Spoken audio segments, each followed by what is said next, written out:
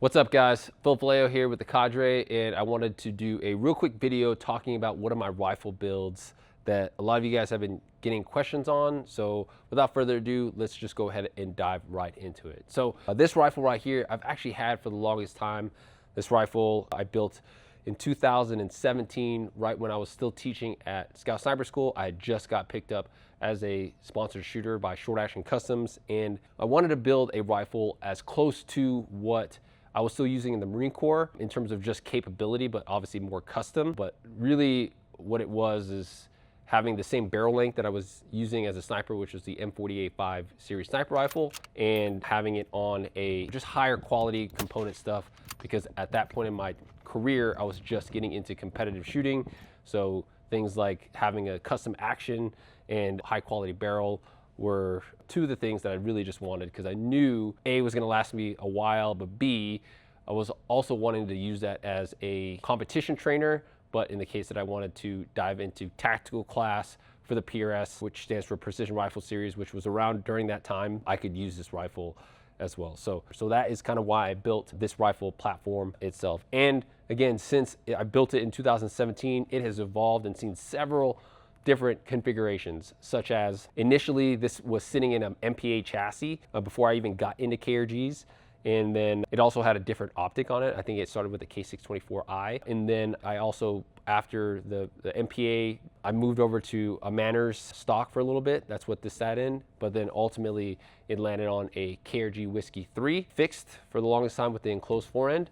And then last year I had it mainly in a KRG Whiskey 3 folder with the enclosed forend, and also had the Schmidt and Bender, which is that optic right there, on top of it for the sniper system, or as close to a sniper system, going back to the Marine Corps M48-5 series sniper rifle system. So barrel to action specifically has seen multiple configurations, right? But I think this is how it will live for the rest of its life until the barrel dies out or whatever. Let's go ahead and dive into this setup. So this rifle is built again by Short Action Customs. Mark Gordon over there.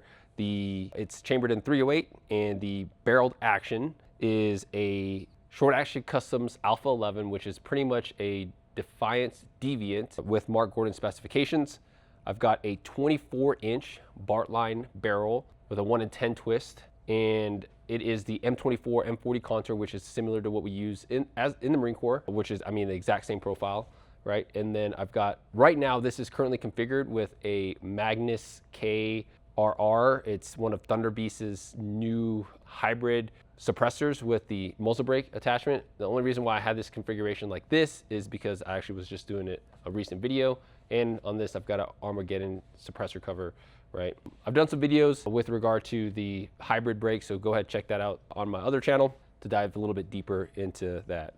And then to complement the barreled action, I've got a Trigger Tech single stage flat shoe diamond, which I've been running a Trigger Tech diamond for years now. Actually, ever since the first Trigger Tech diamond first came out, I think in 2018, coming from a jewel trigger, and they've been my go-to, especially the flat shoe model, for all of my rifles. I think this is actually one of the original Trigger Techs, if I'm not mistaken. So that's the barreled action in itself. Moving on to the chassis system.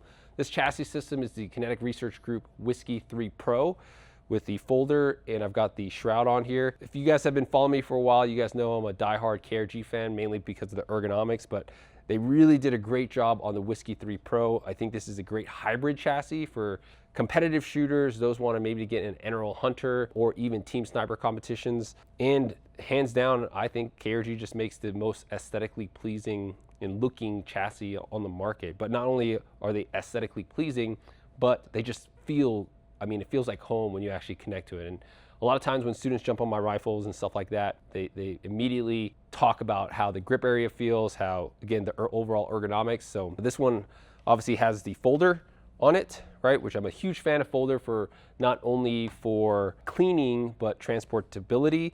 And one thing they did with this model specifically is that you can change the folding mechanism either to fold left here, or if you guys want a more traditional style where it folds toward the bolt area, you could do that as well. A couple other things about KRG is the toolless adjustable buttstock that I really love. That is, for me, a staple in the KRG line is just to be able to quickly adjust my settings if I need to, right? Which is, for the most part, 90% of the time I'm rolling with one configuration in terms of how it's set up as soon as I set my rifle up, but there are that 10%, maybe even 5%, right, where I need to quickly adjust, maybe if I'm doing demonstration as an instructor, or if I find myself in a position like shooting uphill and I feel like the scope is too close for me, I'll extend my length of pull quickly to be able to just get a little bit better eye relief when, again, I'm shooting at extreme angles from like a bipod or something, okay?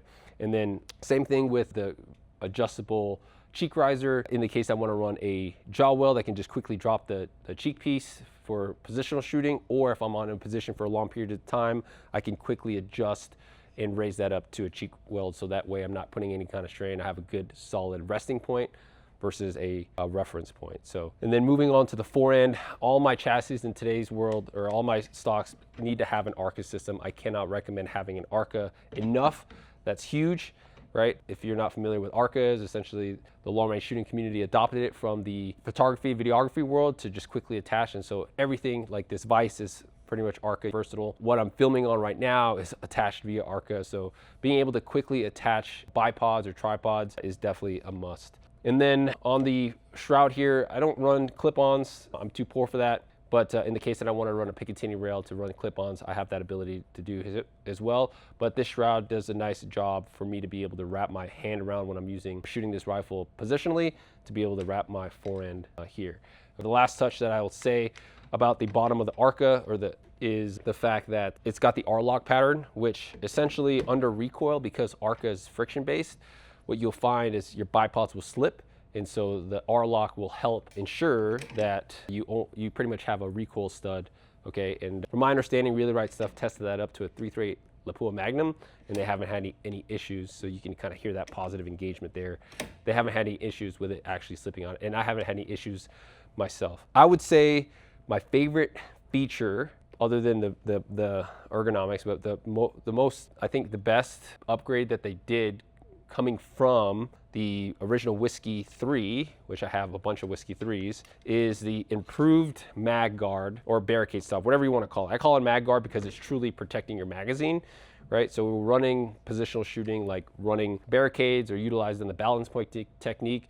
This mag guard helps protect any kind of deviations that you might have with your magazine when you're putting pressure from the bag or whatever, and which obviously induces feeding issues and et cetera, et cetera. So having this heavy duty mag guard is, I mean, it's super important for me. They pulled this off their KRG C4 chassis, which is their flagship competition chassis, which I use heavily for PRS style competition. So a huge fan of this mag guard here. And that is the chassis in a nutshell. Super long-winded, but yeah. Moving on to the optic area, we've got a Kahles K328i with this model here is the right side windage, but I usually go for left side windage. I actually just filmed some content for the Kahles refined optic line, which is what this optic is. And a huge fan of this optic in terms of just the usability, practical application of it. The field of view is massive, right?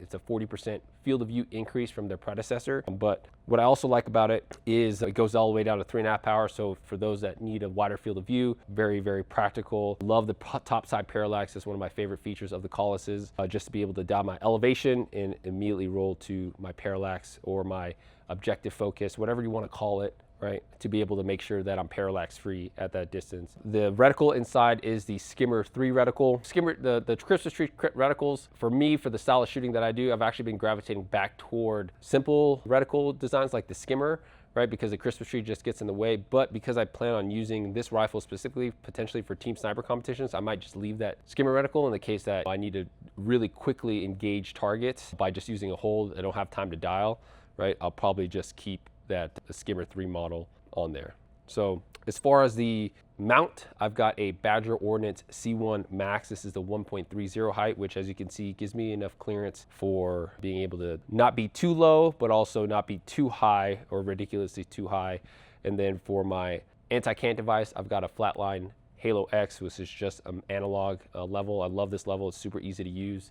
I think it's super sleek and effective, and it's just super easy to mount with the top side compared to what used to be like the accuracy first level, which was kind of a pain in the ass setup. And then as you guys could see, a big elephant in the room, this is a weapon mounted laser rangefinder. This is the Tango Innovations Fire 4000. I've had this for about a year, and I'm still kind of working through it, my overall thoughts and whatnot. But for the price point, this is a solid laser rangefinder. It's super fast and it's accurate. There's a couple downsides, especially when you're starting to get in the weapon laser rangefinder world, which is number one, it doesn't have onboard sensors, so you have to push the onboarding or the information to the unit, such as your station pressure, your temperature, humidity, that goes into your ballistic solver calculations. But that's what I'm doing anyways. I'm always updating by atmospherics. But for those that might be changing stations all the time, it might be kind of a pain in the ass. But for those that are usually staying in one area, I honestly think this is a great laser rangefinder, again, because of how fast and super easy it is to use, right? In terms of even just the functionality of it, of the simple buttonology they have here. So I've been able to get successful impacts with this thing out to a mile with my 6.5 Creed, but for this 308 configuration, easily out to 1,200 yards, even though realistically I shouldn't be shooting this 308 out to 1,200 yards, which is a whole nother story in itself. So that is the optic platform. The last two things I'll talk about in terms of support equipment are the bipods. The bipods that I have on here right now are just the Thunder Beast bipods with the Really Right Stuff SCLR mount, right? This is dual for both Picatinny and Arca, right? But these are super simple bipods. I love this for essentially an upgraded set of Harris bipods, right? Quick deploy.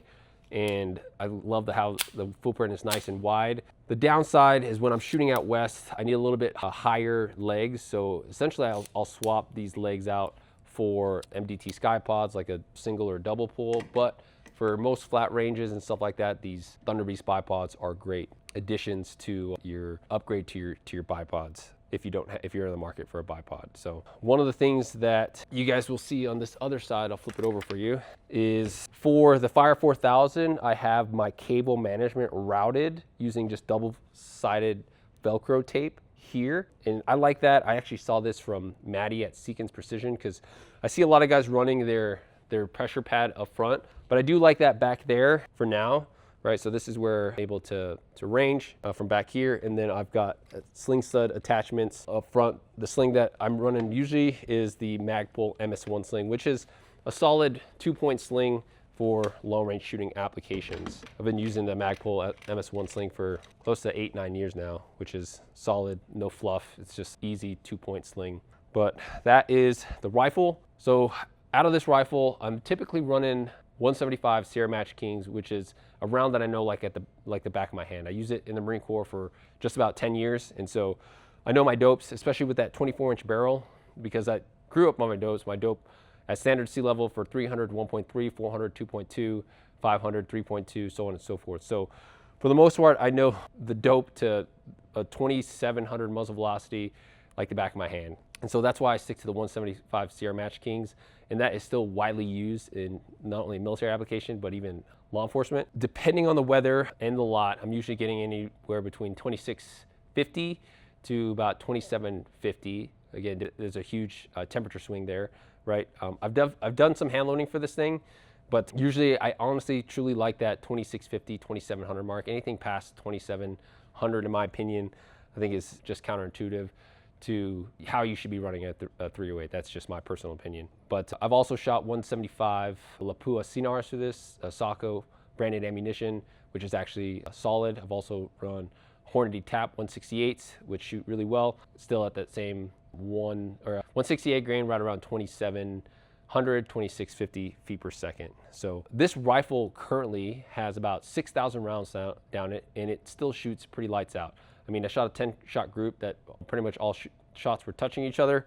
And yeah, I keep a pretty detailed round count for all my rifles, but this thing has been definitely through the ringer. And for the most part, you read on the internet in terms of how long a 308 barrel will last, and you'll get anywhere between 6,000 to 8,000 to 10,000. And I'm trying to push this well close to 10,000, that 10,000 limit. So I'll keep you updated. You've seen this rifle probably on my previous channel or some training. And so, yeah, the last thing that I'll say is I think this might be close to the final form of the rifle build that you see here. This configuration is probably what it's going to die when I retire the barrel. But even after the barrel dies, obviously just rebarrel it. Probably instead of going with a 24-inch, I'll probably go with a 20 or even 22-inch M24 contour barrel, right? Just because I don't think, other than the weight and having that balance up front, I don't think there's any benefit to having a longer barrel, again, unless I wanted to put that weight up front to help just with the overall balance and capability of the rifle system, especially for positional shooting. But yeah, that's the rifle in a nutshell. Hopefully gives you a little insight on some of my selections and the rifle itself. So in the case that you see us running it for any of our drills that we do here on the Cadre channel, you have a general idea what that rifle specification is. So appreciate you guys tuning in and making it this far in the video. Let me know what kind of other videos that you might want to see with this thing, whether it's me putting it through another Scout Sniper Legacy Challenge, maybe doing some more Team Sniper demonstrations, whatever the case is. Let me know what kind of content you want to see from this thing, or if you have something similar in your arsenal yourself. So with that being said, appreciate you guys watching. We'll see you guys in the next video. Actually, while you guys are around here, cruise around, we've got a lot of training videos on the Cadre channel. We have also got a podcast. So cruise around, we've got a lot of information for that shooter that's self-taught, that is just looking to improve on their current capability. So yeah, we're happy to be a part of your educational journey. Until then, we'll see you guys in the next video. You guys know the drill. Keep your face on the gun.